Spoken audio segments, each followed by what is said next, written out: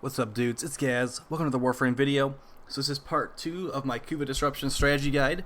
This one will be focusing on the extreme cases. So maybe you're going on an endurance run for like a couple hours or something, and you're planning on fighting the highest level enemies that you'll probably ever see. So we're talking like level 500, maybe a little bit higher than that. This stuff is technically the strongest in the entire game against the Kuva Guardian Demolist, guys, so if anything will go infinitely, this is what you've got.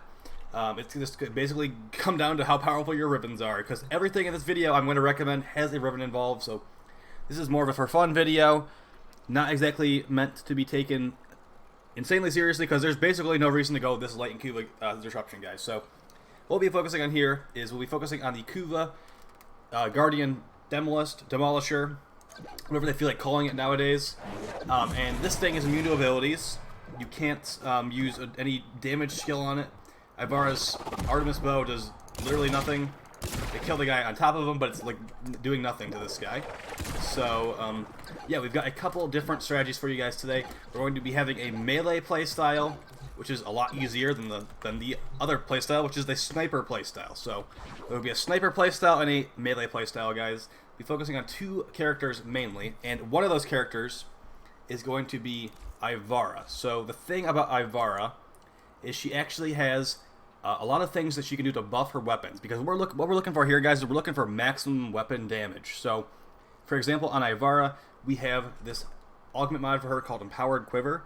So while we are on her dash wire, which is like the little dash wire she shoots out with her first ability, if you cycle to it, you get increased critical damage. Also, allies on the dash wire will get increased critical damage, and that is affected by power strength. So with our current build, we have 228% increased critical damage. It says critical chance in the UI. It's not correct. It's actually critical damage. That's what it says in the mod.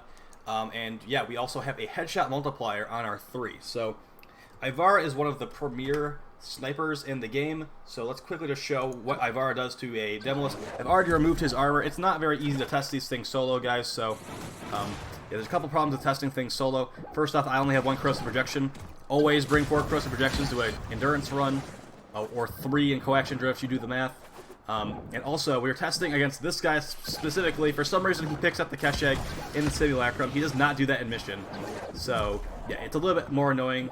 But yeah, once we get the shots in with our sniper rifle, the headshot multiplier being stacked with Ivara's headshot multiplier, and we're also on the dash wire, when we get a crit, it's going to annihilate this enemy. So, as I mentioned, we're using ribbons on everything. We have a plus damage to Grenier ribbon.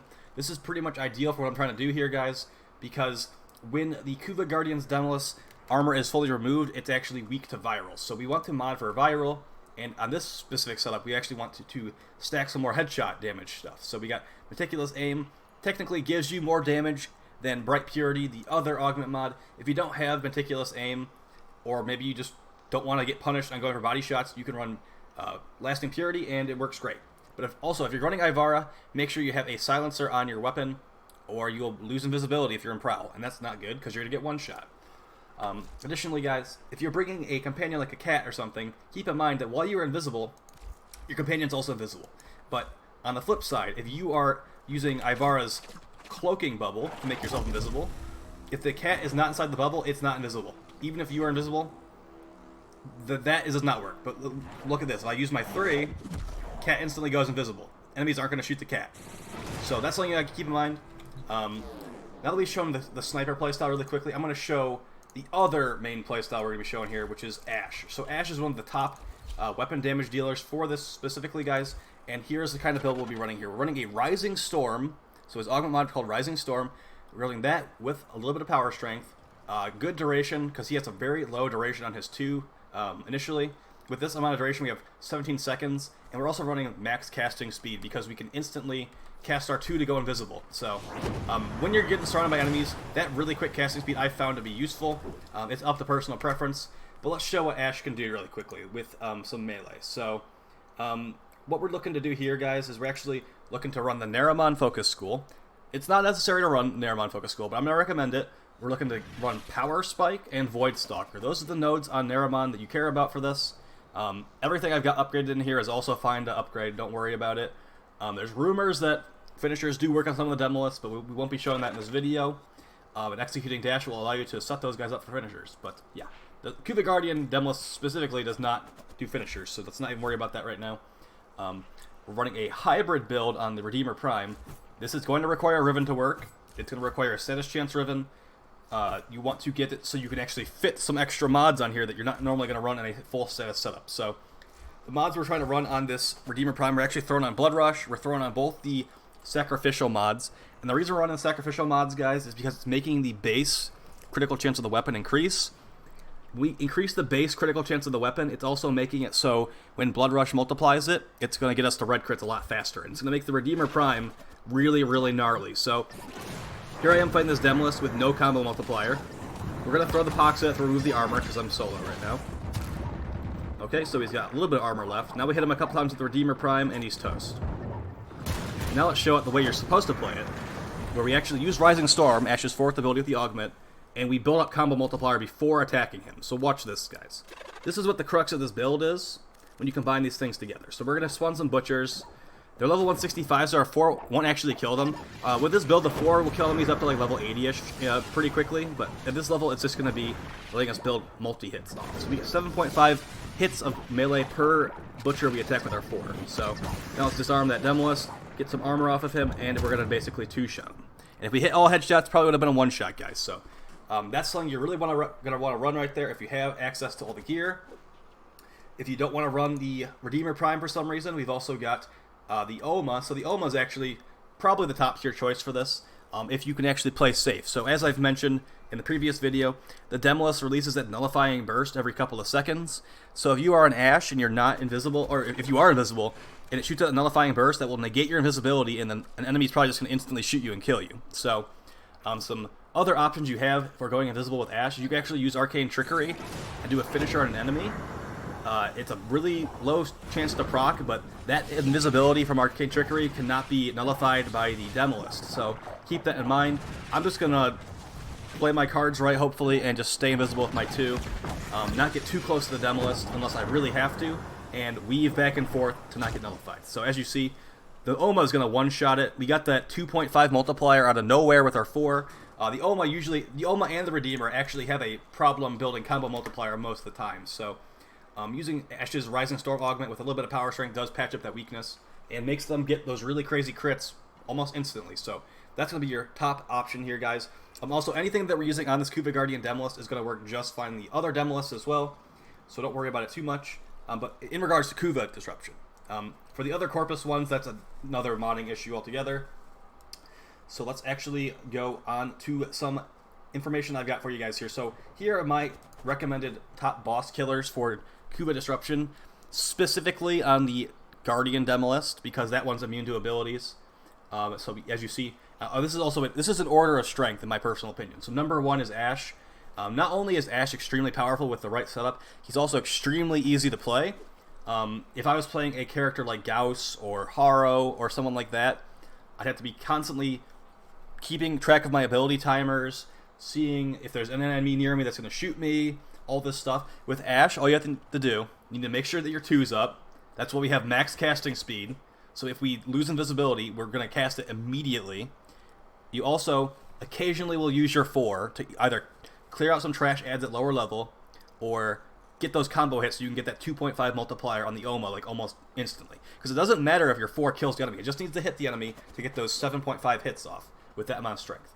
If you go higher strength, it'll give you even more hits per clone attack, okay?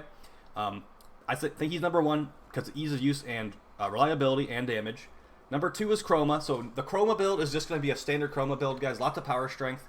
But when we were doing some testing and stuff, I did try out some like medium range builds. Like we're looking like around 100 range, 145 range, and that's just to basically buff your teammates, because Chroma's 3rd ability does work on his teammates if they're close enough to him, and it will give them the Chroma damage buff. So that could potentially be very good to like team shot the Demolist, because if you have a very organized squad, that's going to be really powerful, because hopefully everyone has good weapons at that point.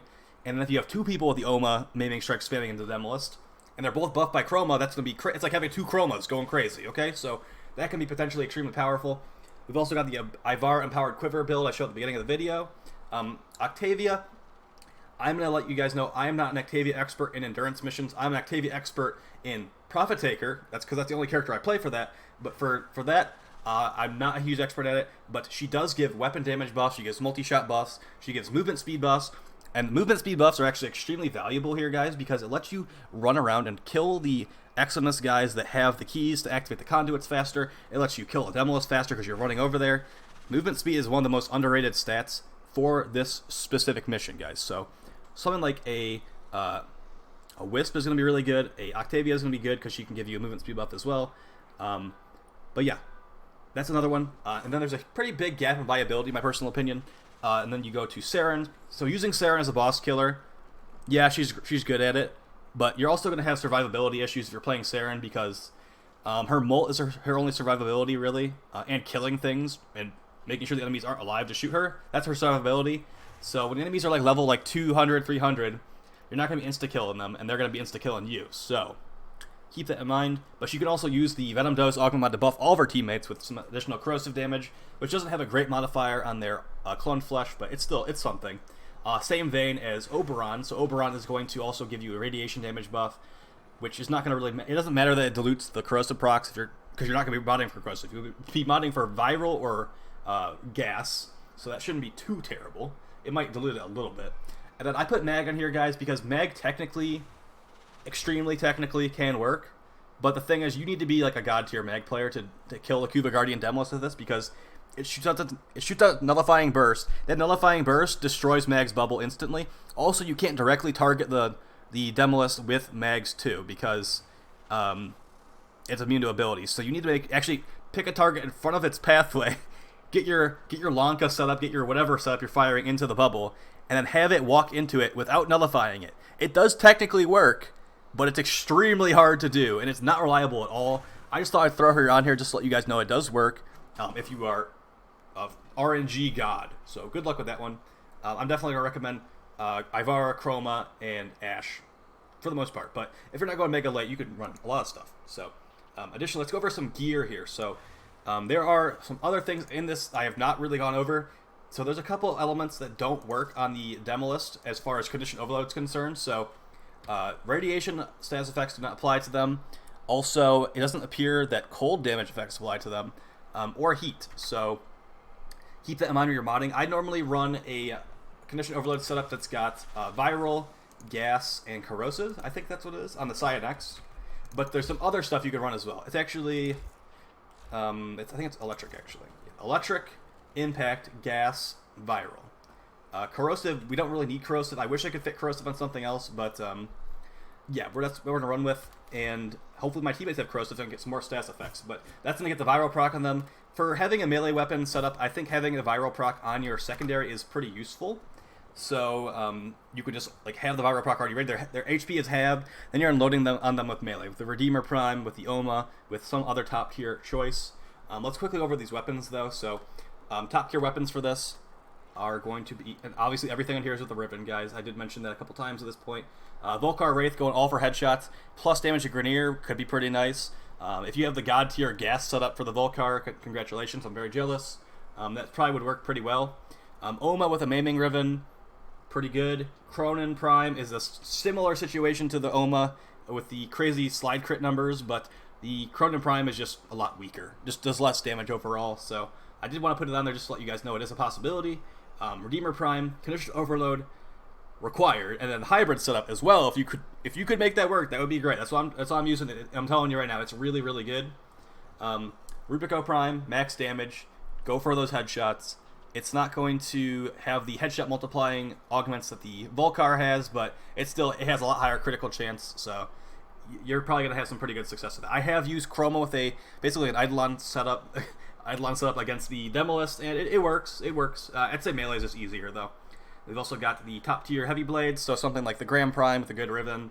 Paracesis with a good ribbon probably would work for a while as well. And then Zaws, like a Plague Kripath polearm, Condition Overload, maiming, hybrid. Just stack all these melee damage multipliers on top of each other, guys, and it just works out. You kill it pretty well. I'd recommend Naramon for a lot of that melee stuff, though. And then for the operator, we got Zeneric Temporal Blast. We got the Energizing Dash. Those are both pretty nice for convenience. Temporal Blast is a 80% slow for 15 seconds. That does work on the Demolist, even the Kuva Guardian Demolist, so it's pretty valuable. But if you're running melee, you're probably going to want to run Naramon, because as we showed briefly, the Naramon stuff, let's actually just read exactly what's happening here. So we're using these two nodes mostly. We're using Power Spike, so melee combo counter now decays while outside of combat by 5 every few seconds instead of depleting immediately. So normally you just instantly lose all combo. Like, say you had 1,000 hits of combo, all gone as soon as it decays off. But with this, it decays 5 every few seconds. So it basically makes it your combo's not going to go away. Really, really nice. We've also got Void Stalker. Void Stalker is a lot less useful, but it still is very powerful. So we go into Void mode, increasing our critical chance of our melee attacks by up to 50% over 5 seconds. So you stay in the Void mode for 5 seconds, it's like Void Strike, kind of. Once you leave Void mode, you lose the bonus over 20 seconds. And it also drains additional energy. That just makes it so you can get additional crit chance on melees and get red crits really, really easily. There are going to be other melee weapons that will work if you use Naramon. Naramon is just like the best melee school easily, guys. But let's keep going over this gear. If you're not running Naramon, you could also try Matarai. Maybe on the sniper set for Ivara. Matarai is pretty nice, but it's also... You want to have a lot of energy on Ivara, so it's a risk versus reward situation. But yeah, charging up Void Strike, when the enemy enters the room, you got a crazy headshot stacked up on Ivara on the dash wire. It sounds pretty fun. I haven't tried it for a longer run, but I could definitely see it being fun if you have a good setup there. And as far as mods concerned, Viral or Gas, that's what you're going to want to run, because they're not going to have any armor. They're going to just have the Cloned Flesh. Gas has a bad modifier against Cloned Flesh, but also they have the damage over time. If they are stunned in that gas cloud, guys, it's going to deal crazy damage, even with the bad modifiers. As you see, Gas has a negative modifier, Viral has a +3 modifier. So I definitely would recommend Viral, but it's up to you. I know a lot of people swear by Gas on all missions. And then as far as companions, we got a Stat Stick Sentinel weapon, so the Vigilante bonus on a Death Machine Rifle or some other type of weapon will apply to your primary. That can be nice for just clearing trash. If you're using a sniper, that can make it so you get orange crits, get red crits, etc., etc.